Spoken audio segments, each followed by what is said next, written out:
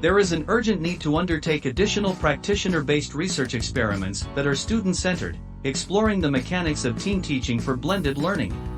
This call to action is not only important, but it is urgent, because collectively, teachers are being required to quickly move from face-to-face to online delivery, to rethink team teaching processes, blended learning instruction, and to make sure that they are meeting the needs of a variety of learners through different contexts while integrating a diverse range of ICT tools and platforms. Blended learning is often viewed as a teaching mode that integrates a combination of online interactive activities with face-to-face learnings. This includes a mixture of different types of teaching and learning techniques and information and communication technologies, ICT, tools. Dr. Sophie McKenzie, Sean Bungay, Greg Bottell from Deakin University and Associate Professor Rachel Hains-Wesson from the University of Sydney undertook a collaborative research project that focused on a team teaching approach for blended learning to highlight what matters most to students and teachers when team teaching through technology. In their recent paper, the research team showcased how they undertook an experiment to ascertain what constituted a practitioner-based approach to team teaching for blended learning. The experiment occurred during one teaching period, 11 weeks, at an Australian university where the classroom teaching experience was accessed by students and teachers across different geographical locations, using ICT. During the experiment, individual and collaborative reflections were undertaken by the teaching team, an online survey to elicit students' perceptions about team teaching practice and a critique of the literature on blended learning. Qualitative analysis was conducted for each data source, revealing several key themes, which were 1. Skills, 2. Student, team teaching and teacher roles, and 3. The role of ICT.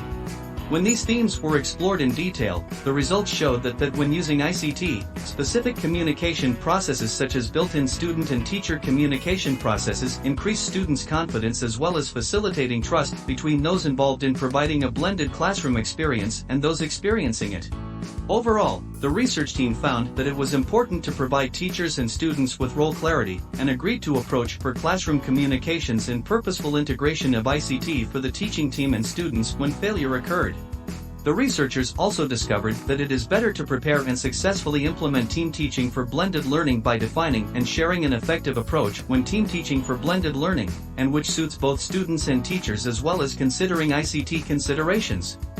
This type of framework needs to include a range of reasons for any recommendations, because not only does a teaching team expect its members and students to be familiar with multiple ICT tools and platforms, and to be efficient with a wide range of communication strategies, but to also manage conflict and group dynamics internally, especially when ICT fails.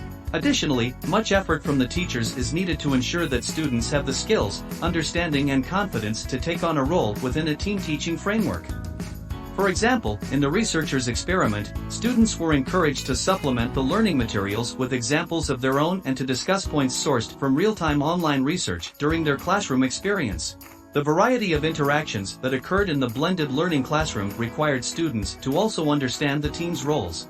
This in turn opened students up to the need of being flexible, trusting, and communicative. When teacher participation for blended learning that combined everyone's roles and understanding around individual and group skills, students were quick to also adopt to multiple roles, such as spontaneously initiating an online discussion, playing the role of a leader or an evolving expert.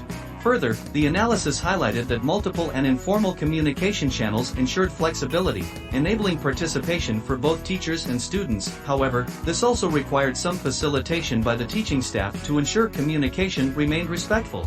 In summary, Dr. Sophie McKenzie, Sean Bungay, Greg Bottell and Associate Professor Rachel Hains-Wesson provide valuable insights when setting up and conducting blended learning classroom experiences. They note the importance of acknowledging and understanding teachers' various teaching skills, provide role clarity on classroom participation and to set up the different types of communication pathways early for the teaching team, its members, and students. This is best achieved via the articulation of an agreed-to approach and early, but not just for teaching teams but also students, particularly regarding communication. Future work in this area should include larger numbers of student voices when investigating team teaching for blended learning. In turn, this would further allow students to be co-authors and co-researchers about how they best learn and why, especially when ICT fails. The researchers would like to thank the students who participated in the blended learning class and experiment. For more information about Dr. Sophie McKenzie, Sean Bungay, Greg Bottell and Associate Professor Rachel Hains-Wesson's blended learning experiment, you can locate their article in Studies in Higher Education, Volume 47, 2022, Issue 4. created using Powtoon.